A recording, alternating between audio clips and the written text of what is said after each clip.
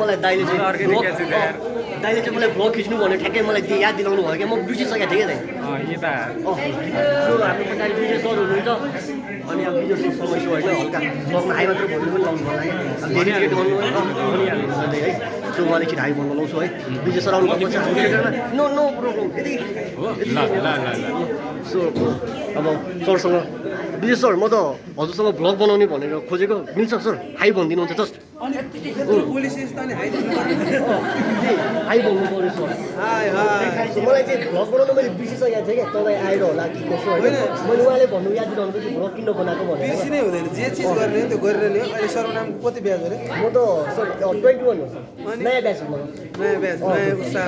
हुन्छ जे लाग्छ त्यो गरेर हजुर छोड्ने त केही पनि हजुर सर हजुरसँग त्यही अनि कन्टिन्यू लाइफमा ए हजुर सर म त भ्लग त पनि हुन्छ नि thank you so much sir हामी त हजुरको बारेमा जहिले चर्चा भइरहेको छ सर उहाँले हाम्रो बारेमा होइन हाम्रो क्लासमा चाहिँ 2टा बिजे हुनुहुन्छ कि अनि हजुरको कुरा भइरहेको छ उहाँले के भन्नुहुन्छ भन्दाखेरि अब कुनै दिन 3टा बिजे ल्याउनुपर्छ भनेको दाइले भन्नुहुन्छ हजुरको चिज कुरा भइरहेको छ सर अनि thank you so much sir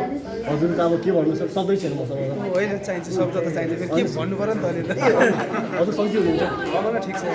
कस्तो भइरहेको छ आज भन्छ सर अब के हुँदा हुन्छ सर म त्यही नाटक अस्ति गरेँ हरिहजुरमा हजुर सर सिनेमा गर्दैछु त्यो कामै थियो एक्टिङ गर्ने जहाँ भयो मैले एक्टिङ गर्दैछु अहिले पनि एक्टिङ गर्दै हुनुहुन्छ अहिले पनि म एक्टिङ साँच्ची हो सर क्यामेरा आयो नि camera thank you so much sir okay sir thank you so much sir राम्रो भिडियोमा टाइम दिनुभयो सर एकदम दामी मरीको लागि हो कि सर यो भिडियो हेर्नु सायद म पछि रुन्छु भनेको सर के थाहा सर थाहा हुँदैन नि त हामी भुल्नु सक्नु होला तपाईँ पछितिर सायद मलाई भुल्नु भयो भने मैले थाहा कुनै समय ल पक्का हो सर ल सर म कुनै समय भेटेपछि तपाईँले बेला मलाई सम्झाउनु म याद ओके सर हुन्छ इन्जोय टाइम सर है हुन्छ सर सो अब विशेषसँग कुरा गरेँ मजा आयो ओके सो अब यो ब्लग यही एन्ड गऱ्यो भनेको लागि चाहिँ